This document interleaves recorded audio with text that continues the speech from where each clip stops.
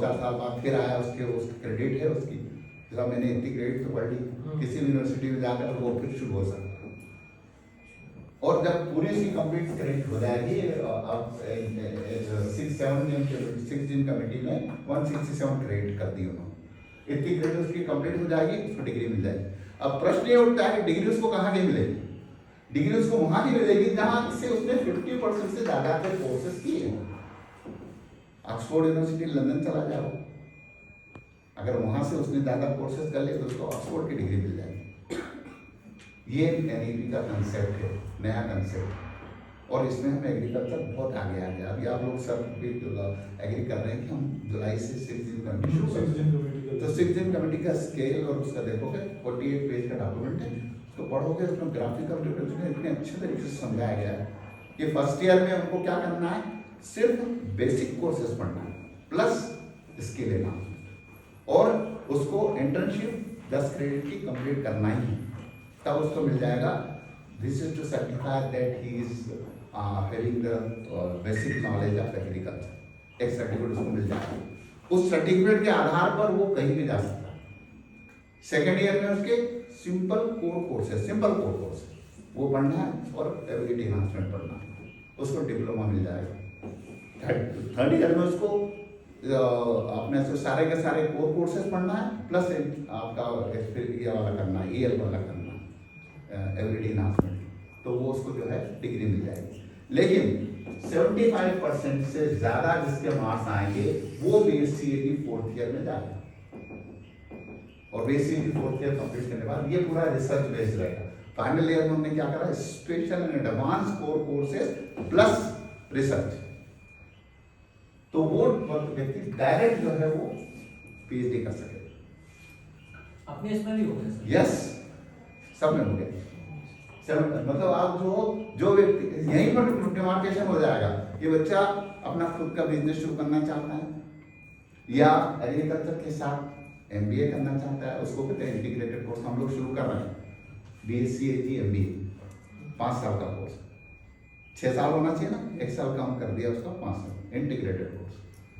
तो उसमें क्या है कि बच्चा जो है अपना BSc AG किया और मास्टर MBA के कोर्सेज कर लेगा बिजनेस मैनेजमेंट, तो उसको डिग्री BSc AG MBA मिलेगी, और वो जो है अपना बिजनेस शुरू कर लेगा।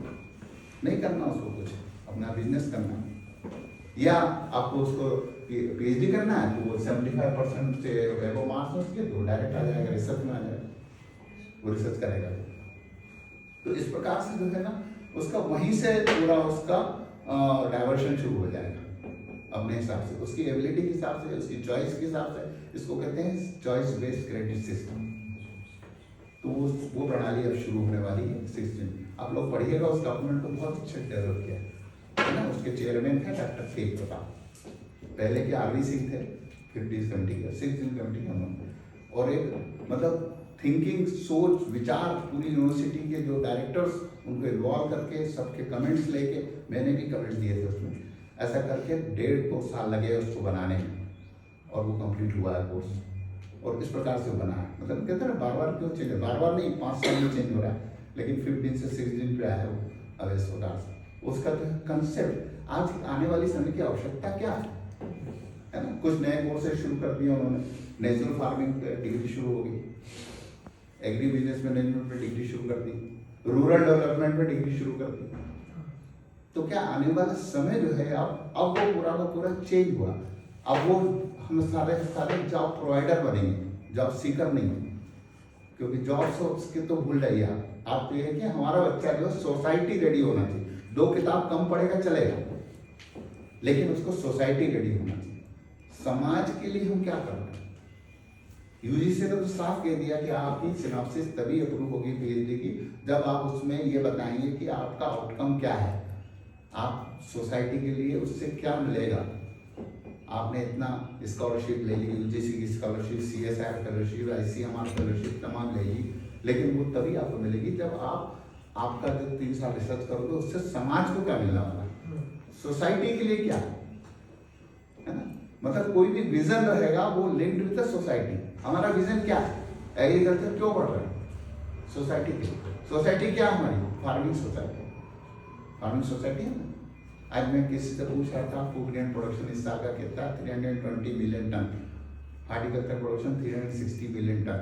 तो ये प्रोडक्टिविटी जो प्रोडक्शन बढ़ा इसको जो है ये किस लिए, लेकिन वो सब का सब प्राइमरी एग्रीकल्चर है। अब आप हम किसान से कहते हैं कि आपकी आमदनी बढ़ाना है ना, doubling the income of the farmers, double the productivity छोड़ दीजिए, इनकम को डबल करना, तो उसको प्राइमरी से सेकेंडरी एग्रीकल्चर, सेकेंडरी से टर्शियरी एग्रीकल्चर पर जाना पड़ेगा। टर्शियरी एग्रीकल्चर का मतलब होता है वैल्यू एडिशन, है ना। सिंपल सा एग्जांपल है, आलू बोया उसने, आलू पैदा किया, प्राइमरी एग्रीकल्चर। आलू को प्रोसेस करके आलू पोटैटो चिप्स बना ली, सेकेंडरी एग्रीकल्चर। पोटैटो चिप्स को अंकल चिप्स में कन्वर्ट कर दिया, टर्शियरी एग्रीकल्चर, है। तो आज 10 रुपये किलो का आलू, 100 रुपये किलो की पोटैटो चिप्स और 200 रुपये किलो का उसमें हवा भरी रहती है, अंकल चिप्स क्या है। तो ये